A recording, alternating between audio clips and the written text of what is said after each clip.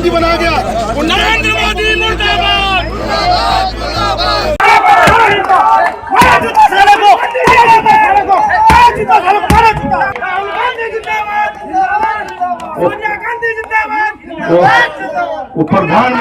गलती से ही सही, लेकिन सच बोल गए किसान नेता। क्या सच में किसान आंदोलन मोदी की लोकप्रियता गिराने का एक जरिया है? क्या है किसान आंदोलन 2.0 की सच्चाई? क्या कहते हैं भविष्यवक्ता श्री संत बेत्रा अशोका महाराज जी? क्या है किसान आंदोलन 2.0 का मकसद?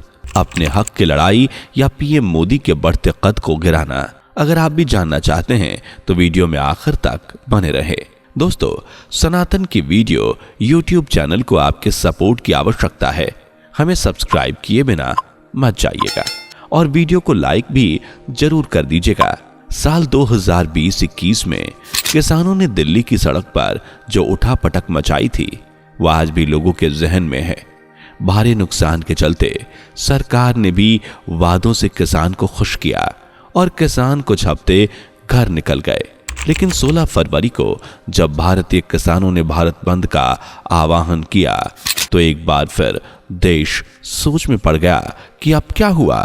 ये हम समझेंगे बाद में, क्योंकि पहले ये समझना जरूरी है कि क्या सच में यह आंदोलन किसानों के लिए हो रहा है या किसानों की आड़ में कोई और ही बैटिंग खेल रहा है। तो इसका जवाब देते हुए संत श्री बेत्रा अशोका जी कहते हैं कि किसानों का तो असल में बहाना है, बल्कि आंदोलन तो लोगों का षड्यंत्र है जो प्रधानमंत्री नरेंद्र मोदी की वाहवाही से जलते हैं और उन्हें सत्ता से हटाने के सपने देख रहे हैं। आप ये बिल्कुल मत सोचिए कि यहाँ विपक्षी पार्टियों का हाथ है, क्योंकि उनका तो सिर्फ दिमाग है, बल्कि पूरा प्लान किसान नेताओं का है। उदाहरण के तौर पर खुद किसान नेता बताने वाले जगजीत सिंह डल्लेवाल का भाषण सुन लीजिए। ये कितने मासूम हैं वो तो आपको इनके भाषण से ही समझ आ जाएगा। मोदी ਦਾ ਗ੍ਰਾਫ ਬਹੁਤ ਮੰਦਰ ਦੇ ਕਰਕੇ ਉੱਪਰ ਚੜ ਗਿਆ। ਉਹ ਨੁਕਸਾਨ ਉਹ ਇਹਦਾ ਗ੍ਰਾਫ ਡਾਊਨ ਕਿਵੇਂ ਆ ਸਕਦਾ ਹੈ? ਮੈਂ ਬਹੁਤ ਵਾਰੀ ਜਦੋਂ ਮੈਂ ਪਿੰਡਾਂ ਦੇ ਵਿੱਚ ਤਿਆਰੀਆਂ ਕਰਾਉਂਦਾ ਫਿਰਦਾ ਸੀ, ਬਹੁਤ ਵਾਰੀ ਲੋਕਾਂ ਨੂੰ ਇਹ ਕਹਿੰਦਾ ਸੀ ਕਿ ਮੌਕਾ ਬੜਾ ਥੋੜਾ, ਗ੍ਰਾਫ ਉਹਦਾ ਬੜਾ ਉੱਚਾ ਗਿਆ। दरअसल राकेश टिकैत की जगह किसान आंदोलन का नेतृत्व कर रहे जगजीत सिंह डल्लेवाल को जब स्क्रिप्ट दी गई कि भाषण में और मीडिया के सामने क्या बोलना है, तो जनाब कैमरा देखकर होश खो बैठे और सच बोल गए कि पीएम मोदी की लोकप्रियता का ग्राफ बहुत ऊपर चला गया है, जो हमारे लिए खतरनाक साबित हो सकता है। इसलिए यह आंदोलन उनकी लोकप्रियता को बैलेंस करने के लिए जरूरी है और इसके लिए भी हमारे पास कम समय है। ऐसा नहीं है कि यह सारा कुछ हमने खुद से कहा, बल्कि आप संत श्री बेत्रा अशोका जी महाराज के मुख से स्वयं डल्लेवाल जी की जुबानी से सुन सकते हैं। और इसकी भविष्यवाणी मैंने उस टाइम भी कर दी थी कि 24 के इलेक्शन से पहले फिर किसान आंदोलन जो है उग्र होगा। अगर आप देखेंगे तो उस टाइम भी मैंने आपको बोल दिया था। इन दोनों ही वीडियो क्लिप्स को देखने के बाद आप इतना तो तय कर पा रहे होंगे कि भारत में आंदोलनों का इतिहास और मकसद चाहे जो भी रहा हो, लेकिन वर्तमान में किसान आंदोलन का मकसद बिल्कुल साफ है। लोकसभा 2024 के चुनाव से पहले दिल्ली, हरियाणा के बॉर्डर और दिल्ली के अंदर जितना हो सके नारेबाजी करें, जितने हो सके प्रदर्शन करें। मांगे पूरी ना हो कोई फिक्र नहीं, लेकिन 2024 प्रधानमंत्री नरेंद्र मोदी देश की सत्ता से उतर जाएं। क्यों? ये भी किसान नेता अपने भाषण में बता चुके हैं। इसमें कोई शक वाली बात भी नहीं है कि 2014 के बाद से ही भारत की तस्वीर बदलती जा रही है।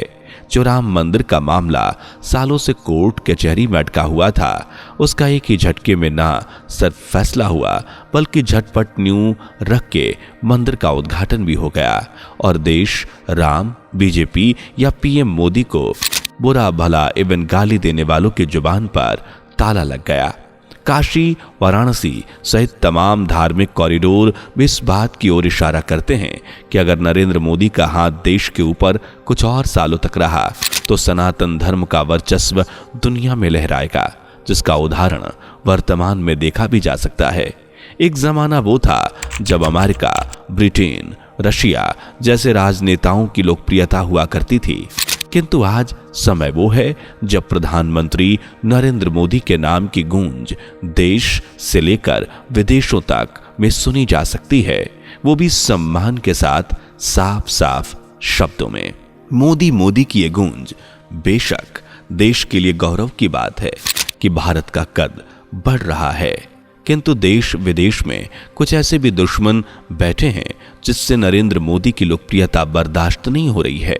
अब विदेश में तो देश में हंगामा काट नहीं सकते, लेकिन हाँ, देश के ही लोग काम को अंजाम जरूर दे रहे हैं, वो भी इतनी शिद्दत से कि आंदोलन का सच खुद ही जनता के सामने उजागर कर रहे हैं, ताकि जनता भी समझ जाए कि किसान आंदोलन की हकीकत क्या है।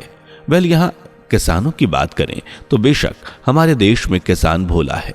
पंजाब के युवा समझदार और अपने भविष्य को संवारने की चाह में पढ़ाई लिखाई कर अच्छी जॉब की तलाश में कनाडा जैसे देशों में निकल जाते हैं।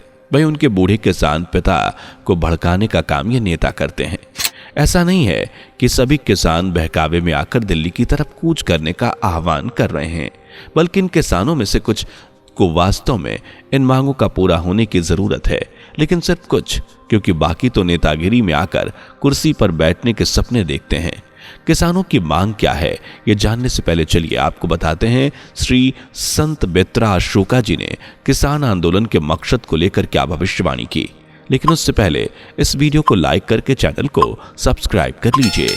श्री संत बेत्रा अशोका जी के अनुसार किसान आंदोलन का नेतृत्व कर रहे जगजीत सिंह डल्लेवाल की राशि में मंगल और शुक्र के प्रभाव से यह पता चलता है कि किसान आंदोलन का 90% मकसद दुनिया भर में मोदी जी के बढ़ चुके वर्चस्व, उनके मान सम्मान, कद को नीचा गिराना है और कुछ भी नहीं।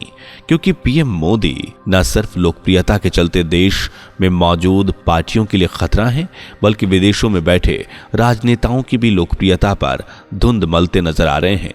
यही कारण है कि किसानों ने एक बार फिर दिल्ली कूच का आह्वान कर दिल्ली हरियाणा और बॉर्डर पर भीड़ लगाकर आंदोलन का आगाज कर दिया है। और तमाम मीटिंग्स के बाद भी इसका कोई हल नहीं निकल पा रहा, जिसका पहला कारण है किसानों की मांगे और दूसरा किसान नेताओं की इच्छा, जो किसी भी कीमत पर इस आंदोलन को लोकसभा 2024 तक जारी रखना चाहते हैं, ताकि पीएम मोदी सहित भाजपा को चुनाव में घाटा हो।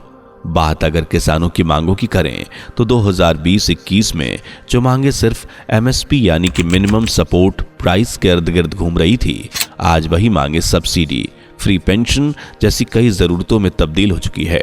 आज किसान न सिर्फ एमएसपी कानून चाहते हैं, बल्कि स्वामीनाथन आयोग की सिफारिशों को लागू करने से लेकर कृषि कानून माफ, लखीमपुर खीरी हिंसा के पीड़ितों को न्याय, WTO को भारत से निकालना, खेती से जुड़े वस्तुएं, दूध, फल, सब्जियों और मांस मदिरा पर भी इनकम टैक्स कम वसूला जाना, 10,000 पेंशन और अभी कई मांगे हैं। यानी एक पूरा डेटा है जिसमें बिजली सब्सिडी को तो हमने जोड़ा ही नहीं।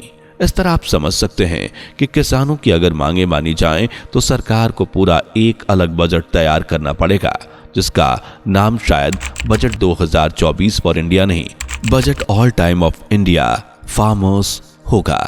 लेकिन सरकार के लिए ये सभी मांगे मानना पॉसिबल ही नहीं है, इसलिए सरकार भी बातों से समझाने की कोशिश में लगी हुई है, लेकिन किसान भी अड़ के बैठे हैं कि मांगे सभी पूरी होंगी तभी वो हटेंगे। इसके पीछे कहीं ना कहीं मोदी का कद छोटा या बराबर करने का सपना सजाए बैठे किसान नेताओं का हाथ है, जो चाहते नहीं कि लोकसभा 2024 के पहले किसान बॉर्डर से हटे और देश में चुनाव शांतिपूर्वक हो या मोदी जी वापस आए। शायद यही कारण है कि बॉर्डर पर आंदोलन कर रहे लोगों में किसानों जैसे लोग, मतलब किसानों की संख्या बहुत कम है, बल्कि वहां दंगाई हुड़दंग मचाने वालों का ही तांता लगा हुआ है। और ऐसा हम नहीं, बल्कि श्री संत बेत्रा अशोका जी भी कहते हैं। संत बेत्रा अशोका जी कहीं ना कहीं सच ही कह रहे हैं। जो युवा कनाडा यूके जाकर सेटल होने का ख्वाब देखता है, उसे भला आंदोलन या एमएसपी से क्या ही मतलब। खैर, हम ये भी नहीं कहेंगे कि सभी मांगे बेफिजूल हैं और धरना दे रहा इंसान फर्जी, क्योंकि 2020-21 में जैसे किसानों ने अपनी समस्याओं को लेकर परेशानी झेली, उस तरह इस बार भी वो झेल रहे हैं। आम आदमी भी परेशान है, क्योंकि खाद्य पदार्थों के लिए चिंता का विषय है। लेकिन किसानों को भी ये समझना होगा कि सभी मांगे जायज नहीं है, या फिर जैसा कि श्री संत मित्रा अशोका जी ने कहा, वो समझना ही नहीं चाहते। तो हाँ, शायद ये पूरा प्रोपेगेंडा मोदी जी की लोकप्रियता को घटाने के लिए किया गया है, ताकि दूसरी पार्टियां जो धुंध के साए में उजल होती जा रही हैं, वो थोड़ी ही सही नजर आएं और राजनीति में आने का सपना देख रहे नए नेता भी इस फील्ड में कूद आएं। हालांकि इस बारे में आपकी राय क्या है? इस आंदोलन जिसे किसान आंदोलन 2.0 कहा जा रहा है, इसके बारे में नीचे कमेंट बॉक्स में जरूर लिखें। वीडियो पसंद आई हो तो चैनल को सब्सक्राइब कर लें, ताकि ऐसी वीडियोस हम आपके साथ शेयर कर सकें। दोस्तों, आपकी स्क्रीन पर 2 और वीडियोस दिख रही हैं, जिसे देखने के लिए स्क्रीन पर क्लिक करें। दोनों देखिएगा, बहुत अच्छी वीडियो बनी है।